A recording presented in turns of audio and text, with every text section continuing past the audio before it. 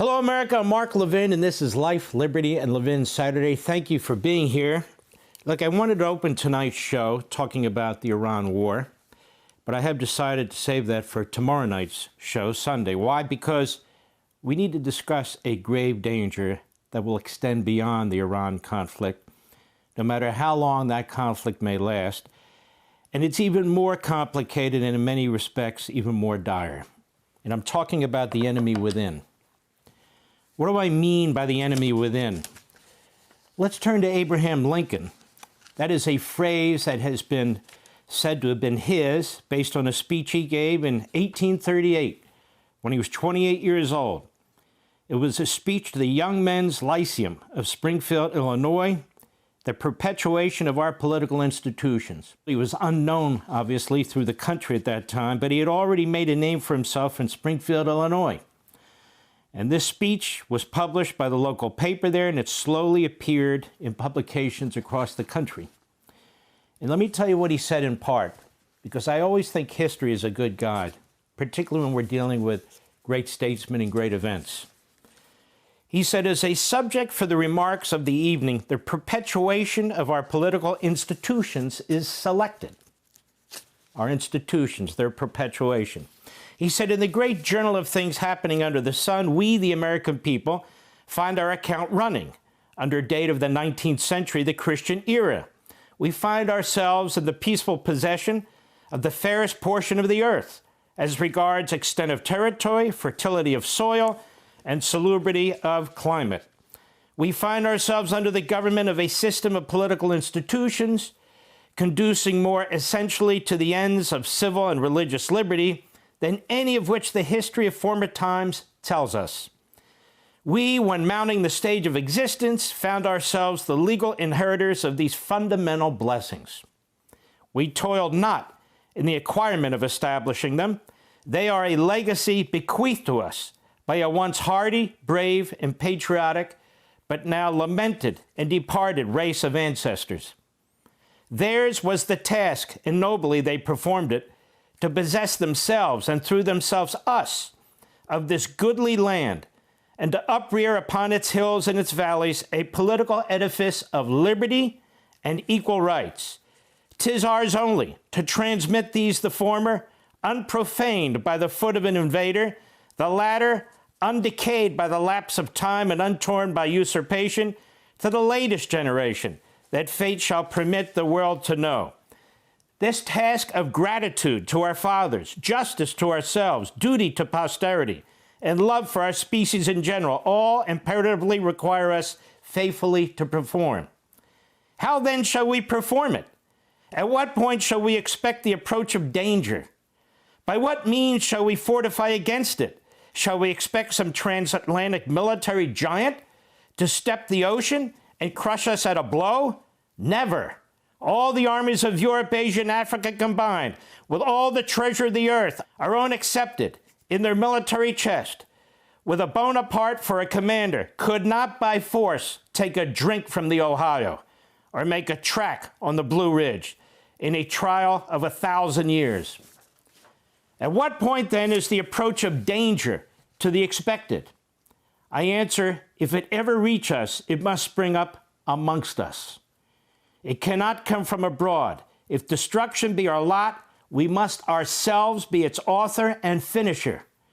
As a nation of free men, we must live through all time or die by suicide. Now, Lincoln spoke of the mob that had dragged out this black man off the streets in St. Louis, tied him to a tree, and burned him alive, simply because he was black. And that got Lincoln's attention in a big way. And he worried about our society and what was taking place. He went on, by such examples, by instances of the perpetrators of such acts going unpunished, the lawless in spirit are encouraged to become lawless in practice. And having been used to no restraint, but dread of punishment, they thus become absolutely unrestrained. Having ever regarded government as their deadliest bane, they make a jubilee of the suspension of its operations, and pray for nothing so much as its total annihilation. So they turn on the government, they turn on the law, they turn on our institutions, and they are tearing them down. while on the other hand, good men, men who love tranquility, who desire to abide by the laws and enjoy their benefits, who would gladly spill their blood in the defense of their country, seeing their property destroyed, their families insulted, and their lives endangered, their persons injured, and seeing nothing in prospect that forebodes a change for the better. They become tired of and disgusted with a government that offers them no protection, and are not much averse to a change in which they imagine they have nothing to lose. Thus, he said, by the operation of this mobocratic spirit, which all must admit is now abroad in the land, the strongest bulwark of any government, and particularly of those constituted like ours, may effectually be broken down and destroyed. I mean the attachment of the people, whenever this effect shall be produced among us. We hope there's no sufficient reason. We hope all dangers may be overcome, but to conclude that no danger may ever arise would itself be extremely dangerous. There are now, and will hereafter be, many causes, dangers in their tendency, which have not existed heretofore, and which are not too insignificant to merit attention. This is a very important speech, which is why I'm sharing it with the nation.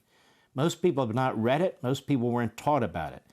But this is so relevant to what's going on today. He said that our government should have been maintained in its original form from its establishment until now. It is not much to be wondered at. It had many props to support it through that period, which now are decayed and crumbled away. Through that period, it was felt by all to be an undecided experiment. Now it is understood to be a successful one. So Lincoln goes on to warn that threats will arise, as there will always be those who seek more power, more control, and of a character that is unsatisfied with existing institutions and traditions. He mentions Alexander the Great and Caesar and Napoleon as examples.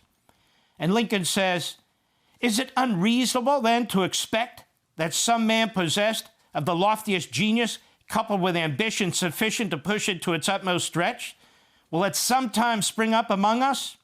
And when such a one does, it will require the people to be united with each other, attached to the government and laws, and generally intelligent, to successfully frustrate his designs. But Lincoln is warning more about some person or individual, something much bigger than one man, about the people themselves, we the people.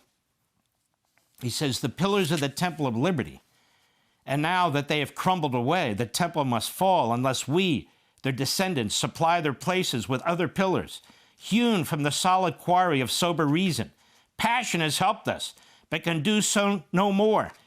It will in future be our enemy. Reason, cold, calculating, unimpassioned reason, must furnish all the materials for our future support and defense. Let those materials be molded into general intelligence, sound morality, and in particular reverence for the Constitution and the laws.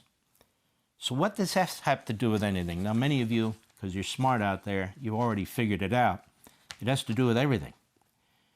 The approach of danger has sprung among us, he said, which must all admit. If destruction be our lot, it must come from us. We ourselves must be its author and finisher. This is what Lincoln meant by the enemy within. And make no mistake about it, our society and governing institutions are under grave threat right now, as young Lincoln feared they could be. And the question is, are we, this generation, up to the task to confront it and defeat it? Now, let me be specific, because if we don't have the courage to identify the threat, we won't have the courage to push back. We will be devoured by it. The Democrat Party, as in the 1850s and 1860s and beyond, is a grave threat to our republic right now. Why? The party has made clear that it intends to disassemble the Constitution, destroy our constitutional construct by destroying its fundamental parts. The Democrat Party intends to destroy the independence of the Supreme Court by installing additional justices who have as their mission not upholding the Constitution, but eviscerating it. The mission of these additional justices will be to constitutionalize the political and policy objectives of the Democrat Party. That is, a modern-day Politburo that would be used to constitutionalize not support the Constitution, but constitutionalize radical left-wing Democrat policies, to use liberty against liberty in order, again, to constitutionalize one-party control and the radical left's ideological agenda. The Democrat Party intends to install a permanent majority in the Senate by turning a city, Washington, D.C., into a state, and Puerto Rico, a territory, into another state, which will deliver the Democrat Party 4 more Democrat senators, an unbeatable majority.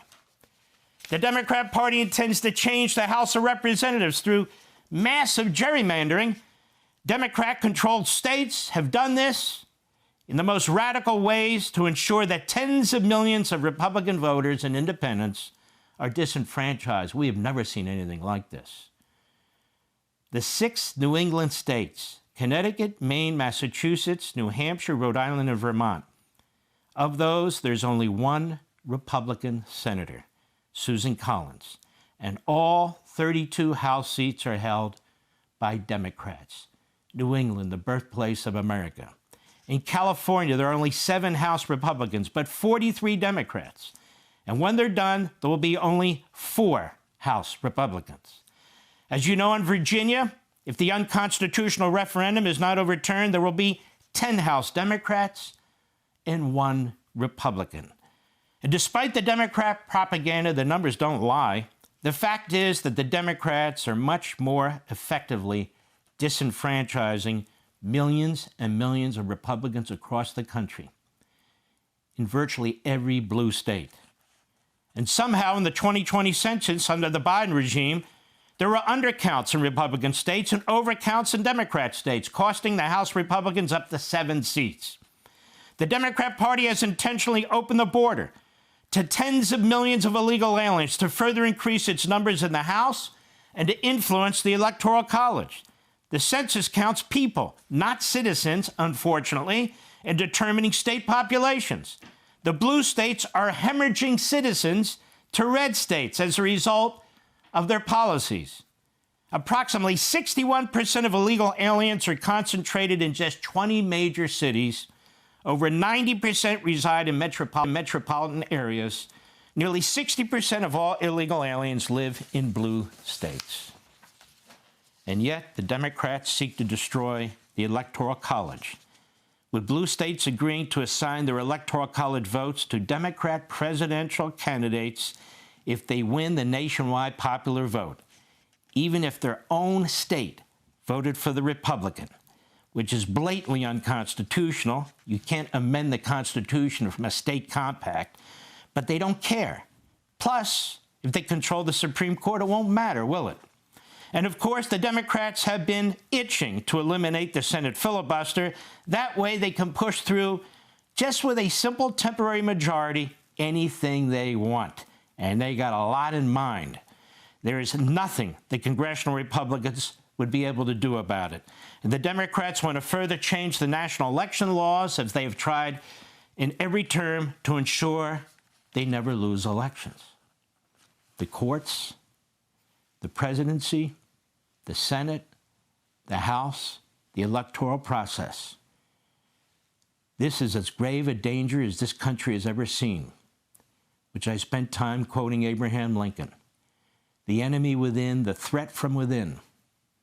The Democrat Party has already abused the Constitution's impeachment clause with 2 unconstitutional impeachments of President Trump. And they're openly stating that if they take the House in November, they will impeach him a 3rd time on more bogus and trumped-up allegations. They're using impeachment to try and cripple the president and, once again, disenfranchise all the people who voted for him in a landslide election. And they're abusing the Constitution while claiming to uphold the Constitution. The impeachment clause was never intended to be a vote of no confidence, like they have in the Parliament. The standard is very high. And before Donald Trump, there were only 2 impeachments of presidents. Now there's 4, half of them against him, and they hope a 3rd. In the near future, I want to continue this warning to you. I want to continue to warn you, Mr. and Mrs. America, by exposing parts of the Democrat Party base and its grave threat. I've talked about it before, but not deeply enough. This Marxist-Islamist alliance, which is increasingly controlling the Democrat Party. It is devouring the Democrat Party. Its support now for the Iranian regime is because of this Marxist-Islamist influence. Its hatred of Israel, and yes, Jews, because of this Marxist-Islamist influence. And its attack on evangelical Christians because of this Marxist-Islamist influence. I need to explore it with you, because if we don't identify it, then we won't be able to deal with it.